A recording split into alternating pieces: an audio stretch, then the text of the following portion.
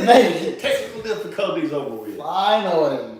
Hope everyone is doing good tonight. We are live on Friday night. You know, we didn't. Oh, hold on. Wait. I did this as a prop. What? Can they read it? Well.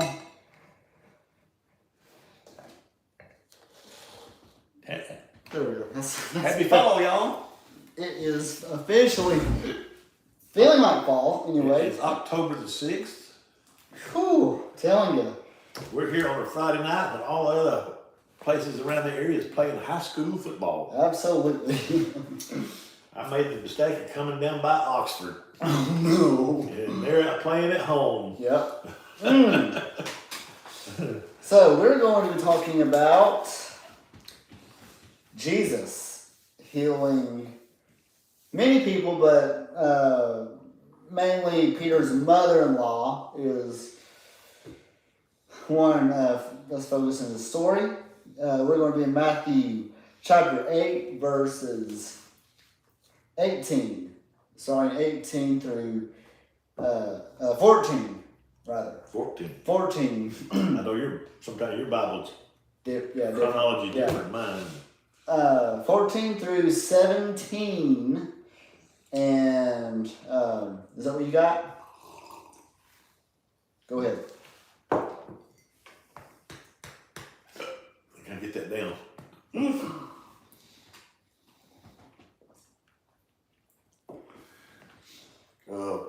First off, we're going to take a look at Simon Peter's house at Capernaum, because Peter's mother-in-law lived with him. It says Capernaum was a city on the northwest bank of the Sea of Galilee. After leaving Nazareth, Jesus moved to this city where he began his early ministry in Galilee. One place Jesus visited in Capernaum was the house of Simon Peter, which is sometimes identified by the disciple's name. But other times, that's simply the house. Archaeologists have recently discovered in Capernaum what they consider to be Simon Peter's house. The plan of the house had 3 courts arranged around a series of living rooms. It appears to have been built in the Hellenistic period, possibly 2 centuries before Peter's occupation.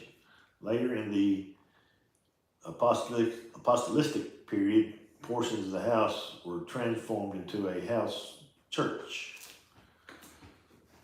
So now we're going to go on to Peter's mother-in-law. Now when Jesus had came into Peter's house, he saw his wife's mother lying sick with a fever. So he touched her hand, and the fever left her, and she arose and served them. When evening had come, they brought to him many who were demon-possessed, and he cast out the spirits with a word and healed all who were sick, that it might be fulfilled which was spoken by Isaiah the prophet, saying, He himself took our infirmities and bore our sicknesses. So that is one of the many things that Jesus is really profound at, is and really good at, healing and casting out demons. That's what he really Jesus' main focus was to heal people and cast out the demons, to set them free. And to kind of go more on that, he wants to do the same for us, even though in our days, especially in America, there's really not a high rate of demon possessions, but people have come to many people wanting to be healed by these people who claim to be prophets, like Joel Osteen and all these other people, and they're disappointed, right? Because nothing. Joel Osteen don't do the healing. Benny Hinn. Benny Hinn, that's who it was. Yeah. You know, it's one of those things that really you got to kind of watch for, because as I'm not gonna say true believers, but as I guess true believers, me and David, biblical Christians, right? We believe that there is power in the Bible. Yeah, but the way he heals today is through doctors and medicine. This is also true. There's a purpose for what he was doing here, and you've got to realize he's only healing his people, the Jews. He doesn't heal. He doesn't heal that many Gentiles, but he's healing his people because they need a sign to know that he's from God. Right. Right, because Jews always require a sign, and they still are requiring a sign. And they're looking for the signs. They're looking for the sign. Yeah. They missed it 2,000 years ago. Yep. So, which brings us to Mark chapter 1, starting in verse 29. After Jesus left the synagogue with James and John, they went to Simon and Andrew's home. Now, Simon's mother-in-law was sick in bed with a high fever. Then Jesus told her fever to go away, and went right away. So it's really interesting to think about whenever you're reading all of these stories. This is the Son of God, but at the same time, as Christians, we have the same power. But the question is, why aren't we healing the sick and raising the dead and all, casting out demons and all that other stuff? It's fascinating what we in this study, the demons know who Jesus is. There's no question. So, in retrospect, I've heard stories. I want to tell you this last week, David, but there is a story told by a pastor that they're overseas and they're minding their own business, and someone says, "Hey, there's a demon-possessed guy over here. You want to try to cast him out?" So of course the priest or preacher, whatever he was, came, and the demon said, and the guy said, I don't know who you think you're fooling, but you need to stop playing with the real deal. Talk about himself. So demon possessions still do happen, but they're just overseas. So they're more or less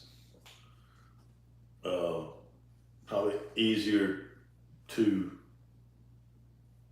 trick, you might say. Right. Yeah. True. I think the Western world has a different kind of demon possession. And it's the pride of the eyes, pride of the flesh. Yeah. I think that's the demon that gets them. Yeah. But anyway, yeah, that's true. So, and it goes on to say, so he went to her bedside and took her hand, and he helped her sit up. Then the fever left her, and she prepared a meal for them. It's interesting.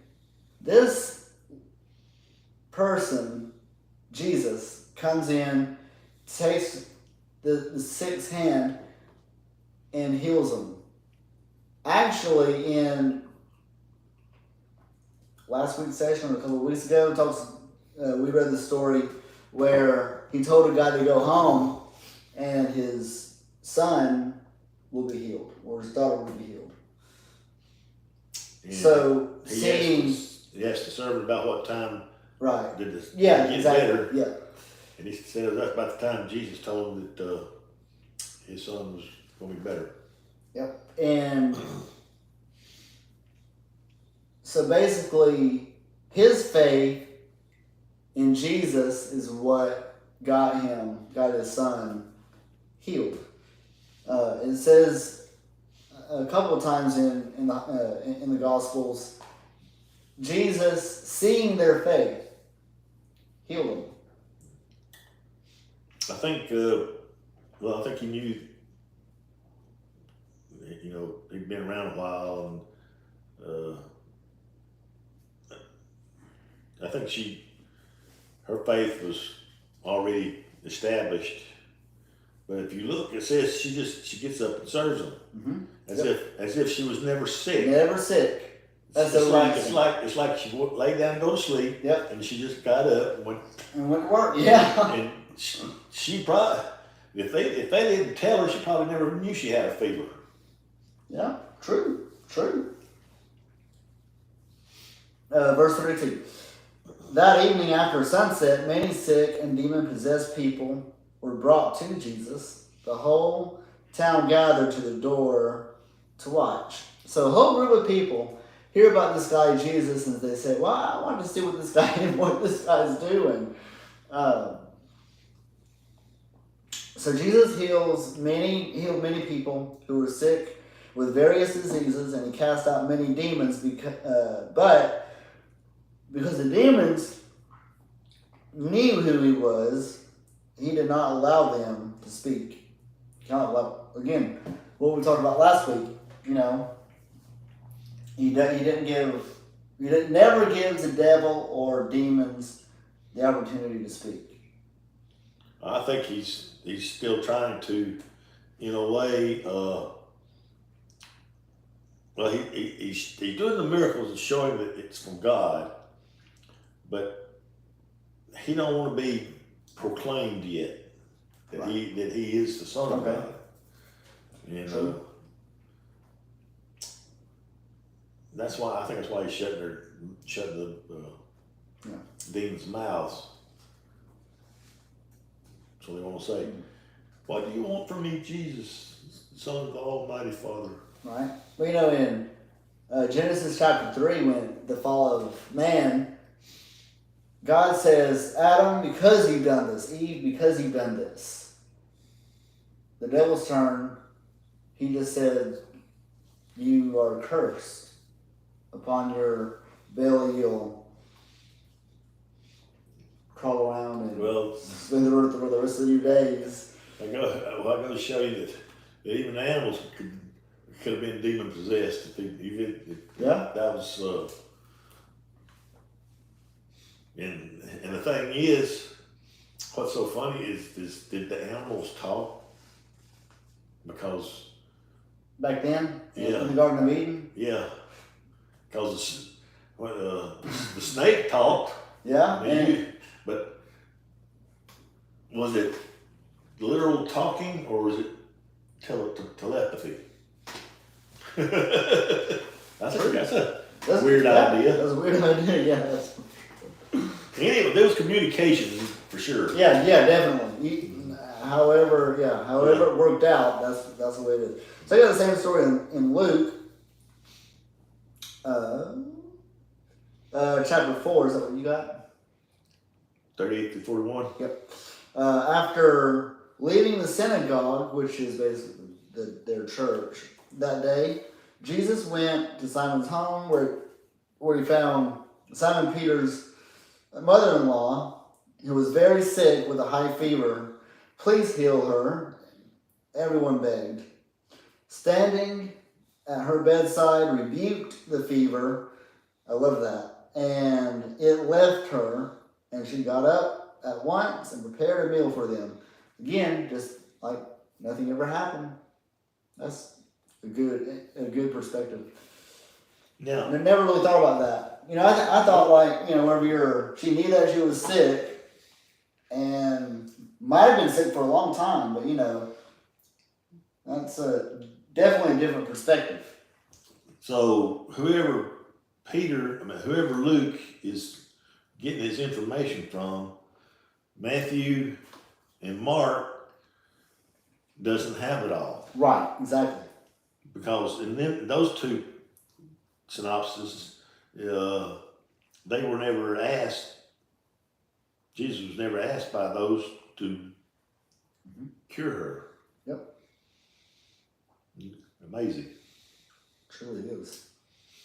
Kind of makes you want to throw Matthew and Mark away and just read Luke. As the sun went down, in verse 40, that evening people throughout the village was sick, brought sick family members to Jesus. No matter what their diseases were, he touched them and healed everyone. Many were possessed with demons and devils, and they came out at his command, shouting, "You are the Son of God," because they knew that he was a Messiah, but he rebuked them and refused to let them speak. Well, So basically, it says they come out crying, "You're Christ, the Son of God." yep, And then he had to start rebuking. It's kind of like he couldn't stop the first one. yeah, Caught him by surprise. But here again, it's a little more specific because he is healing.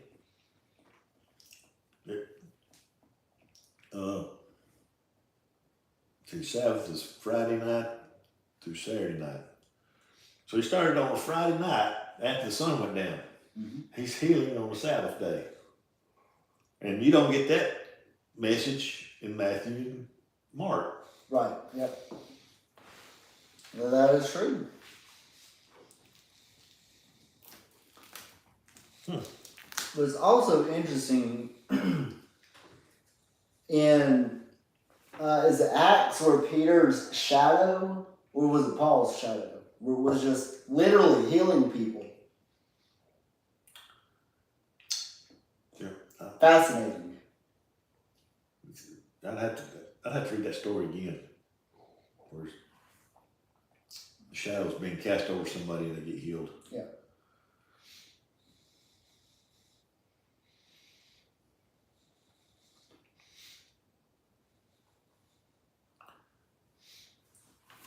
I don't know if Paul did as much healing as Peter did. Right. Especially if you're reading in the book of Acts. Because you don't get to Paul till later on over in the book. Right, that's true.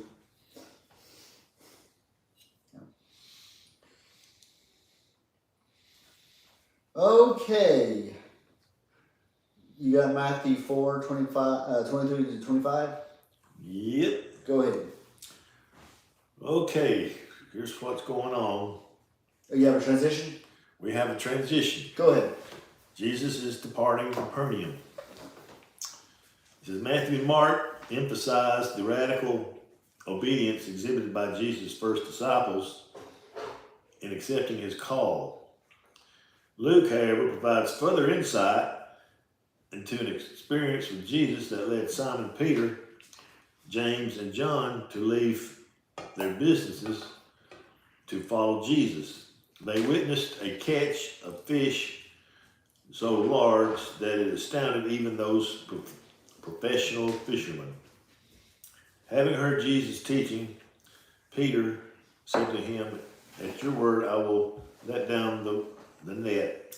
Even though they had met with no success in their fishing endeavors that night, Jesus then used their extraordinary success as a kind of parable, telling the fishermen, "From now on, you will catch men." During these earliest stages of Jesus' Galilean ministry, including here at the lake shore, his followers received personal knowledge of his teaching and miracles.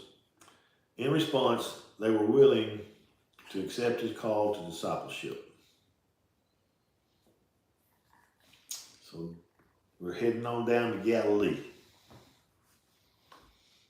And Jesus went about all Galilee, teaching in their synagogues, preaching the gospel of the kingdom, and healing all kinds of sickness and all kinds of diseases among the people.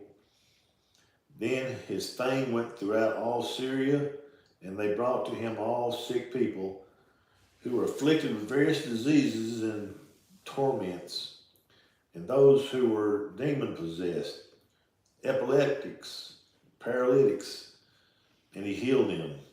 And great multitudes followed him from Galilee and from the Decapolis, Jerusalem, Judea, and beyond the Jordan.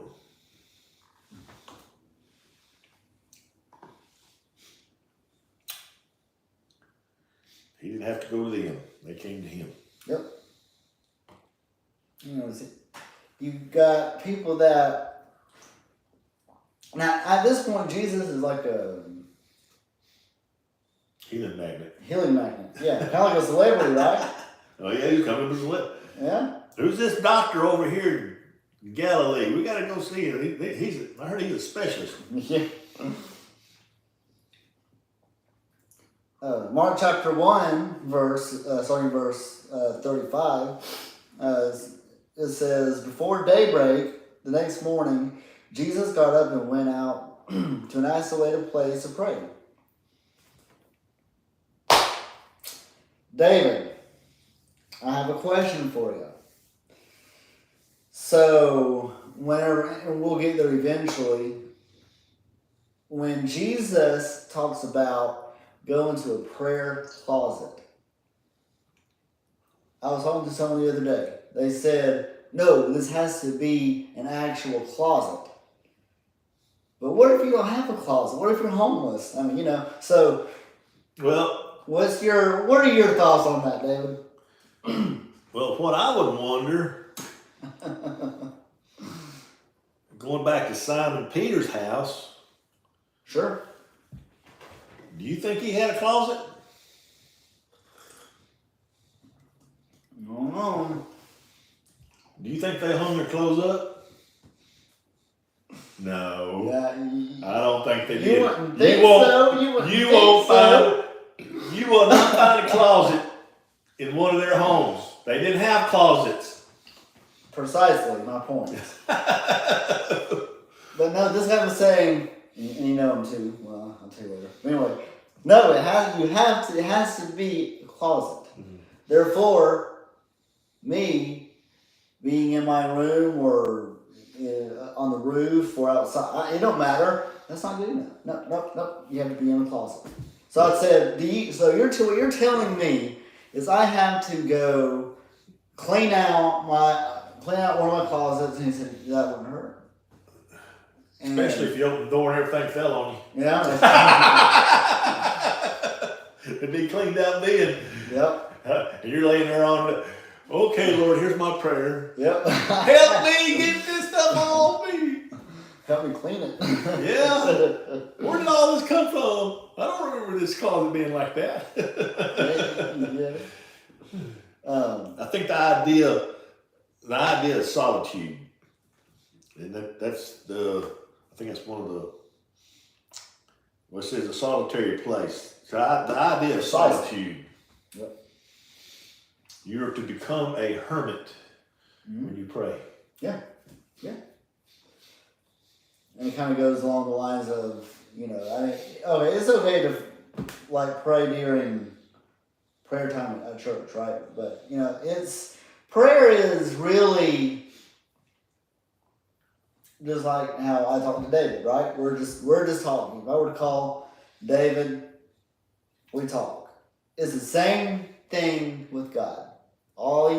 It doesn't have to be, It's like I said, it's a two-way communication. Yeah.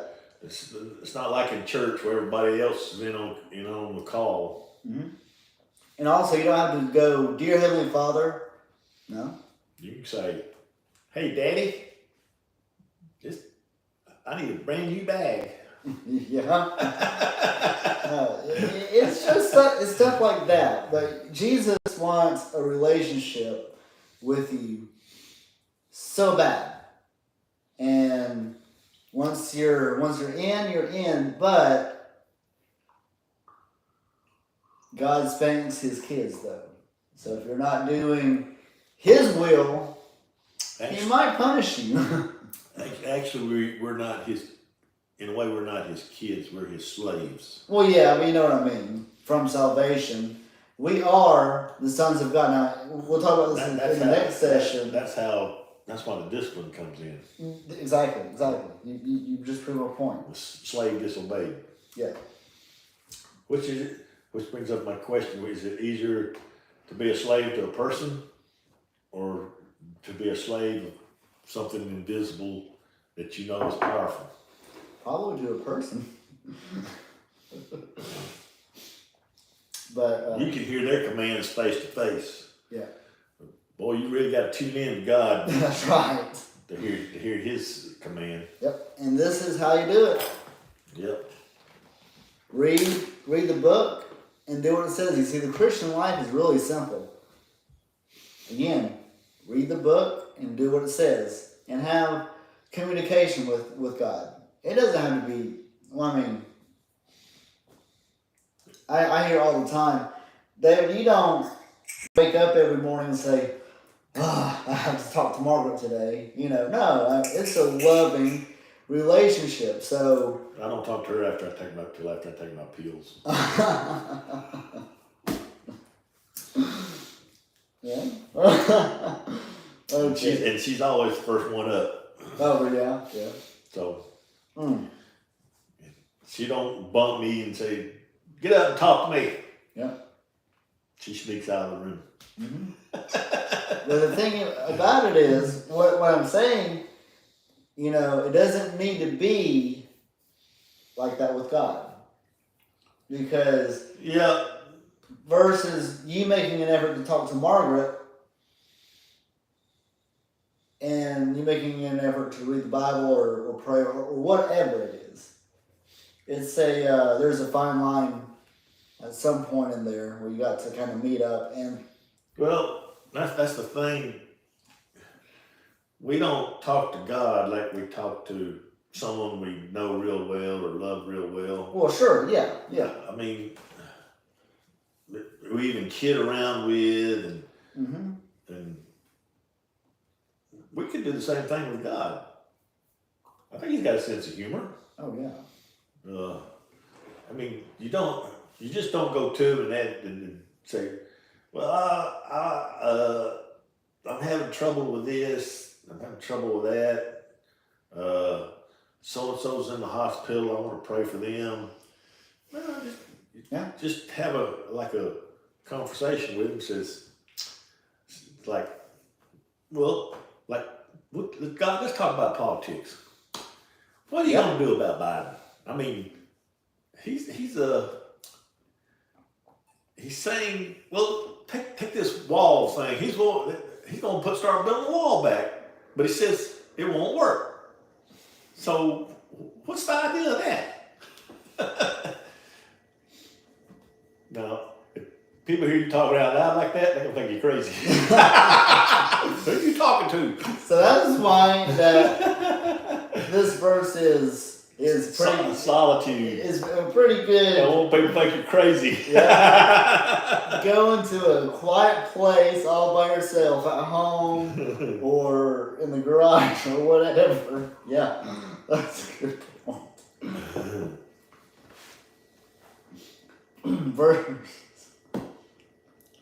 Verse 37. They found him and they said, "Everyone is looking for you." Well, I guess so. But Jesus replied, "We must go on to other towns as well, and I will preach to them too. That is why I came." So he traveled throughout the region of Galilee, preaching in the synagogues and casting out demons. Again, it's fascinating because me and a friend who I haven't seen since I've been back, we went to go see a movie last week, and You know, there's one thing. If you like scary movies or whatever, that's fine. That's fine. I can handle it. But there was one preview that was if you could take a picture of the devil or a clips of the devil, you got it in that preview. It made me uncomfortable, and that is saying something because it's. And again, how can you sit down and watch something like that and enjoy it? You know what I mean? It's like it is. I mean, hey, I wouldn't go near that with for $1 million. It's like watching The Exorcist for the first time back way in the 70s. Get chill bump sometimes. Just because this isn't what they're playing with, it's not a game. What they're doing is real, and it's a representation of who the devil is. And you don't want to play with that stuff. I'm telling you that. It's dangerous. Dude, I've been playing with fire for a long time. You play with fire, you get burned. Guess how many times I've been burned? Depends on how many times you roasted marshmallows. Yeah. So you start dipping your foot into the fire. Eventually, it's going to start hurting a little bit. You know. Well, it won't take long. It won't take long at all. But you know, it's like. Anyway, I could go on a tangent, but I'm not, because I'm saving that for another. Get blistered. Yeah. Get blisters. Yep. You play with fire, you get blisters. Yep. That's true. You got Luke chapter 4? We're in Luke. Yep. Yep, there it is. 42 to 44? There it is. Where is that? Whoops, there it is. This one seems, I don't know, maybe about us. Now when it was day, he departed and went into a deserted place. That's still solitude. Mm-hmm. And the crowd sought him and came to him and tried to keep him from leaving them. But he said to them, I must preach the kingdom of God to the other cities also, because for this purpose I have been sent. And he was preaching in the synagogues of Galilee. Yep. So we were going to, in the first session there, and we're going to have a little back and forth here for the next session. So if you are... It's going to surprise me. Yep. Always, as always. I think he lays awake at night trying to find ways just to see what I would say. Well, you come up with some weird ideas when you eat pizza with M&Ms on it.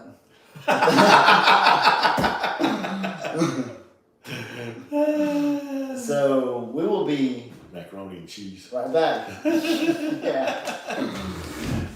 Oh.